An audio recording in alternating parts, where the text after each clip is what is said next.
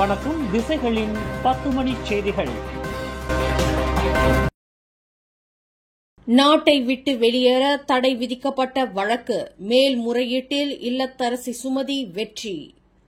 தாம் திவாலாகிவிட்டதாக தவறாக அடையாளம் காணப்பட்டு வெளிநாட்டிற்கு செல்வதிலிருந்து விமான நிலையத்தில் தடுக்கப்பட்டதைத் தொடர்ந்து குடிநுழைவுத்துறை தலைமை இயக்குநர் மற்றும் அரசாங்கத்திற்கு எதிராக இல்லத்தரசி சுமதி தொடுத்திருந்த மேல்முறையீட்டு வழக்கில் இன்று வெற்றி பெற்றுள்ளார். இந்த வழக்கு வெளிப்படையான மற்றும் தொடர்வதற்கு தகுதியற்ற வழக்கு என்று தீர்மானிக்க முடியாது. மாறாக முக்கியத்துவம் வாய்ந்த வழக்கு என்று 3 அடங்கிய நீதிபதிகள் குழுவிற்கு தலைமையேற்ற புத்ராஜயா அப்பீல் நீதிமன்ற நீதிபதி டாக்டர் காலின் லாரன்ஸ் சகுரா தமது தீர்ப்பில் தெரிவித்தார். இந்த வழக்கில் எந்த குடிநுழைவுத்துறை அதிகாரி சம்பந்தப்பட்டுள்ளார் என்பதை சுமதி துல்லியமாக குறிப்பிடவில்லை என்று காரணம் கூறி அந்த மாதுவின் வழக்கை வெறுமனே தள்ளுபடி செய்துவிட முடியாது என்று அவர் குறிப்பிட்டார். குடிநுழைவு சட்டத்தின் கீழ் அனைத்து தேவைகளையும் சுமதி பூர்த்தி செய்துள்ளார். தனது வழக்கு மனுவில் குடிநுழைவுத்துறையின் தலைமை இயக்குநரை அத்துறையின் முக்கிய அதிகாரியாக அவர் பெயர் குறிப்பிட்டு சரியாக அடையாளப்படுத்தியுள்ளார் என்று டாக்டர் காலின் லாரன்ஸ் சுட்டிக்காட்டினார். இதன் தொடர்பில் வழக்கு செலவு தொகையாக சுமதிக்கு மலேசிய குடிநுழைவுத்துறை 15,000 ரிங்கெட்டை வழங்க வேண்டும் என்பதுடன் இவ்வழக்கு முழுமையாக விசாரிக்கப்படுவதற்கு மீண்டும் செஷன்ஸ் நீதிமன்றத்திற்கே அனுப்புவதாக நீதிபதி தமது தீர்ப்பில் தெரிவித்தார். குடிநுழைவுத்துறைக்கு எதிராக 44 வயது சுமதி தொடுத்துள்ள வழக்கு மனுவில் பிரதிவாதியாக சம்பந்தப்பட்ட அதிகாரியின் பெயரை அவர் துல்லியமாக குறிப்பிடாத காரணத்தினால் கடந்த 2024ஆம் ஆண்டு மே 21ஆம் தேதி செஷன்ஸ் நீதிமன்றம் வழக்கை தள்ளுபடி செய்தது. அந்த தீர்ப்பை உயர்நீதிமன்றம் நிலைநிறுத்தியதைத் தொடர்ந்து அத்தீர்ப்புக்கு எதிராக சுமதி அப்பீல் நீதிமன்றத்தில் மேல்முறையீடு செய்தார்.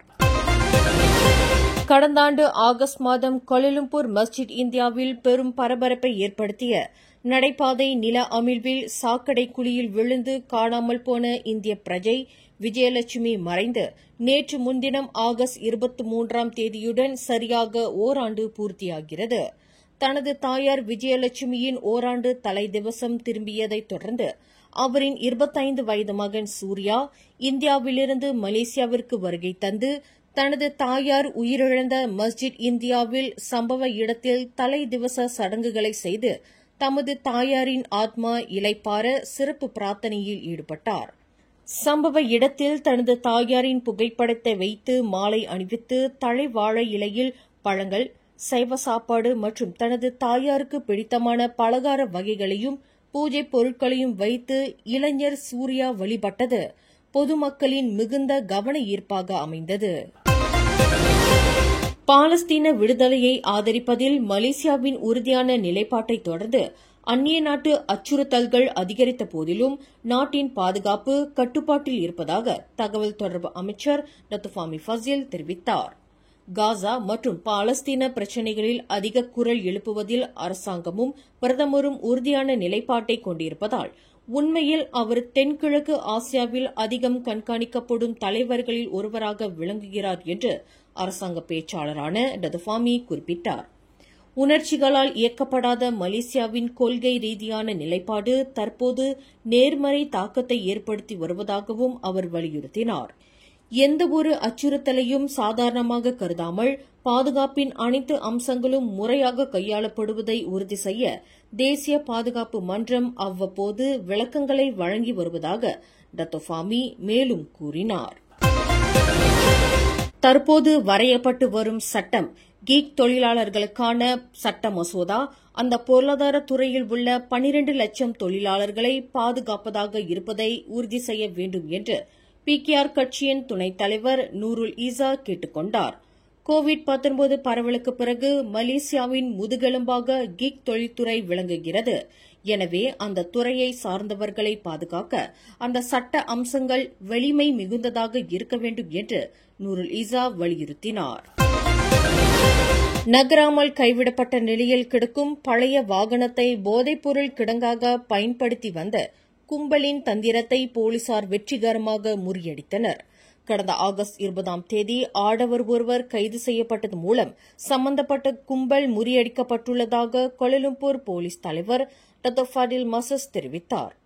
கோலாலம்பூர் மற்றும் ஸ்லாங்கூர் போலீசார் இணைந்து மேற்கொண்ட நடவடிக்கையின் விளைவாக ஸ்லாங்கூர் செராஸ் தாமன் சகார் வீடமைப்பு பகுதியில் டொயோட்டா வியோஸ் ரக காரில் சோதனையிட்டபோது 10 லட்சம் ரிங்கிட் பெறுமானமுள்ள போதைப்பொருள் கைப்பற்றப்பட்டதாக அவர் குறிப்பிட்டார்.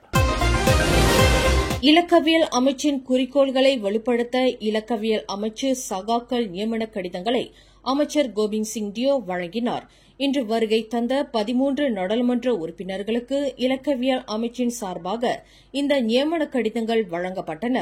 கில்லான் நாடாளுமன்ற உறுப்பினர் கணபதி ராவ், அயரித்தாம் நாடாளுமன்ற உறுப்பினர் டத்தோஸ்ரீ டாக்டர் வி காசியோங், புக்கெட் பெண்டேரா நாடாளுமன்ற உறுப்பினர் ஷர்லினா அப்துல் ரஷீத் என பலர் கலந்து கொண்டனர். இலக்கவியல் செயற்கை நுண்ணறிவுத்துறை நாளுக்கு நாள் மேம்பட்டுக் கொண்டிருக்கும் நிலையில் செயற்கை நுண்ணறிவு தொடர்பான சரியான தகவல்கள் முறையாகவும் விரைவாகவும் புரியும் வகையிலும் மக்களுக்கு கொண்டு சேர்க்கும் கடப்பாட்டை இலக்கவியல் அமைச்சு கொண்டுள்ளது என அமைச்சர் தெரிவித்தார். அதன் அடிப்படையில் இந்த முயற்சி அரசாங்கத்தின் பின்வரிசை நாடாளுமன்ற உறுப்பினர் கழகத்தின் ஒரு திட்டமாகும். இது பிப்ரவரி 21, 2025 அன்று அமைச்சரவையின் ஒப்புதலை பெற்றுள்ளது. இது இலக்கவியல் அமைச்சின் சகாக்களை வலுப்படுத்துவதோடு அமைச்சுக்கும் தேர்ந்தெடுக்கப்பட்ட நாடாளுமன்ற உறுப்பினர்களுக்குமான இடைவெளியை குறைக்கும் பாலமாக செயல்படுகிறது. இதன் வழி நாடாளுமன்ற உறுப்பினர்கள் இலக்கவியல் அமைச்சின் கொள்கைகளையும் மக்களுக்கு வகுக்கும் திட்டங்களையும் அறிந்து தெளிந்து கருத்துக்களை பரிமாறிக்கொள்ளவும் இயலும் என்று கோபிந்த் சிங் தெரிவித்தார். நாட்டின் ஒட்டுமொத்த கடன் நிலை குறித்து அரசியல் சர்ச்சைகள் நடந்து வந்தாலும் நாட்டின் புதிய கடன் படிப்படியாக குறைந்து வருவதாக பிரதமர் டத்தோஸ்ரீ அன்வர் இப்ராஹிம் கூறினார். நிதி பற்றாக்குறை இருக்கும் வரை மொத்த கடன் தொடர்ந்து அதிகரிக்கும் என்பதால் இந்த புதிய கடன் குறைப்பு முக்கியமானது என்று நிதி அமைச்சருமான அவர் தெரிவித்தார். நிதி பற்றாக்குறை உண்மையில் சவாலானது. நாட்டின் கடன் விவகாரம் முடிவில்லா அரசியல் விவாதமாக இருந்தாலும் மடானி அரசாங்கம் ஆட்சிக்கு வந்தது முதல் நிதி பற்றாக்குறையையும் புதிய கடனையும் குறைக்க முயற்சிக்கிறது என பிரதமர் குறிப்பிட்டார். இன்று நாடாளுமன்ற மேலவையில் 13வது மலேசிய திட்ட மசோதாவை தாக்கல் செய்தபோது பிரதமர் இதனை தெரிவித்தார். கடந்த பிப்ரவரி மாதம் பினாங்கு சுங்கைபாக்காப்பில் நிகழ்ந்த கோர விபத்தில் பாதிக்கப்பட்ட ஒரே குடும்பத்தைச் சேர்ந்த 2 உடன்பிறப்புகளுக்கு பினாங்கு ஆட்சிக்குழு உறுப்பினர் டத்தோஸ்ரீ சுந்தர்ராஜ் சோமு வாக்குறுதி அளித்ததைப் போல 42,000 ரிங்கிட் பெறுமானமுள்ள வீட்டை வாங்கிக் கொடுத்துள்ளார். இவ்விபத்தில் 7 வயது சிறுவன் தர்ஷன் இடது கையை இழந்தார். அவரின் 5 வயது தங்கை கவர்ஜிதா வலது கால் முட்டுக்கு கீழே இழந்தார். அவ்விரு உடன்பிறப்புகளின் வாழ்க்கையே சூனியமாகிய நிலையில் அவர்களின் எதிர்காலத்தை முக்கியமாக கருத்தில் கொண்டு சுங்கைபாக்கா பண்டார் தாசி முத்தியாராவில் 3 அறைகள் மற்றும் 2 குளியல் அறைகள் வசதிகளுடன் மாற்றுத் திறனாளிகளுக்கு நட்புறவான சூழலில் அனைத்து வசதிகளையும் கொண்ட ஒரு வீட்டை டத்தோஸ்ரீ சுந்தர்ராஜு வாங்கி தந்துள்ளார். அவ்விரு உடன்பிறப்புகளின் எதிர்காலத்தை முன்னிட்டு பினாங்கு மாநில தமிழ் பள்ளிகளின் நடவடிக்கை குழு தலைவர் என்ற முறையில் தாமும் பள்ளி நிர்வாகம், மாநில கல்வி இலாகா ஆகிய தரப்பின் ஒத்துழைப்புடன் நண்பர்கள், சில நல்லுள்ளங்கள் மற்றும் பொது மக்களிடமிருந்து கடந்த ஏப்ரல் மாதம் முதல் இதுவரை திரட்டப்பட்ட நன்கொடை 2,22,000 ரிங்கிட் ஆகும். பினாங்கு மாநிலத்திற்கு வீடமைப்புக்கு பொறுப்பேற்றுள்ள ஆட்சிக்குழு உறுப்பினர் என்ற முறையில் முத்தியாராக்கு வீடமைப்பு திட்டத்தில் அந்த 2 உடன்பிறப்புகளுக்காக சொந்த வீட்டை பெற்றுத் தருவதற்கு 42,000 ரிங்கிட் விலையில் வாங்கப்பட்டுள்ளது. வயது குறைவு காரணமாக தற்போது அந்த சிறார்களின் பாட்டியான எம் அமிர்தம் பெயரில் அவ்வீடு பதிவு செய்யப்பட்டுள்ளது. இருவரும் 18 வயதை அடையும் போது அந்த வீடு அவர்களின் பெயருக்கு மாற்றப்படும் என்று டத்தோஸ்ரீ சுந்தர்ராஜு தெரிவித்தார். எஞ்சிய 1,80,000 ரிங்கிட் அமனராயாவில் சேர்க்கப்பட்டுள்ளது. அந்த பிள்ளைகளின் செலவினத்திற்கு மாதந்தோறும் 1,500 ரிங்கிட் வழங்கப்படும். 2 பிள்ளைகளை எதிர்காலத்தை கருத்தில் கொண்டே இந்த முயற்சி மேற்கொள்ளப்பட்டதாக அந்த 2 உடன்பிறப்புகளிடம் அவர்களின் சொந்த வீட்டை ஒப்படைக்கும் நிகழ்வில் டத்தோஸ்ரீ சுந்தர்ராஜு இவ்வாறு தெரிவித்தார். பிள்ளைங்களுக்கு ஒரு வீடு வாங்கி கொடுக்கணும்னு சொன்னேன். இந்த வீடு தான் நான் சொன்ன வீடு. 3 அறை இருக்கு, 2 பாத்ரூம் இருக்கு, போதுமான அளவு வசதி இருக்கு. Bagi saya sebagai Exco Perumahan, saya dengan Lembaga Perumahan Negeri Pulau Pinang, Haji Fakhur Razim rombongan sediakan ini rumah. Dan bayarannya saya sebagai urusi jawatan kuasa khas untuk sekolah-sekolah Tamil Pulau Pinang, kita bersama bergabung dan kita raise fund ini. எவ்வித கடனும் இல்லாமல் இந்த வீட்டை வாங்கி கொடுத்தது மூலம் கடனில்லாத வாழ்க்கையையும் சிறந்த வாழ்வாதார நிலையையும் அவர்களால் உருவாக்கிக் கொள்ள முடியும் என்று டத்தோஸ்ரீ சுந்தர்ராஜு நம்பிக்கை தெரிவித்தார். இவ்விரு பிள்ளைகளின் வருங்காலத்திற்கு நன்கொடை வழங்கி உதவி செய்த அனைவருக்கும் டத்தோஸ்ரீ சுந்தர்ராஜு தமது நன்றியை தெரிவித்துக் கொண்டார்.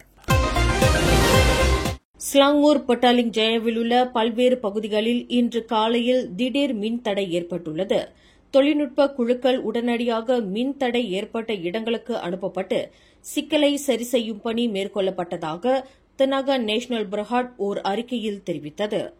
பாதிக்கப்பட்ட பகுதிகளின் பெயர்கள் அதிகாரப்பூர்வமாக வெளியிடாத நிலையில் முத்தியாரா டமான்சாரா, ஆரா டமான்சாரா, கோத்தா டமான்சாரா மற்றும் பண்டார் உத்தமா ஆகிய இடங்கள் மின் தடையால் பாதிக்கப்பட்டுள்ளன என்று வலைதளத்தில் நெட்டிசன்கள் தெரிவித்துள்ளனர்.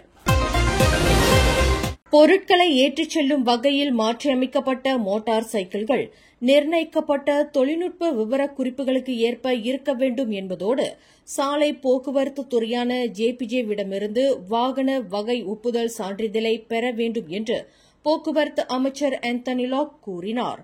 தொழில்நுட்ப ரீதியாக மாற்றங்களுக்கு உட்படுத்தப்பட்டு வர்த்தக நோக்கத்திற்கான சரக்கு வாகனங்களாக பதிவு செய்யப்பட்ட மோட்டார் சைக்கிள்கள் ஜேபிஜே ஆட்டோமேட்டிவ் பொறியியல் பிரிவின் ஒப்புதலையும் அனுமதியையும் பெற வேண்டும் என்றும் அவர் வலியுறுத்தினார். மாற்றியமைக்கப்பட்ட மோட்டார் சைக்கிள்கள் பயன்பாட்டில் உள்ளன.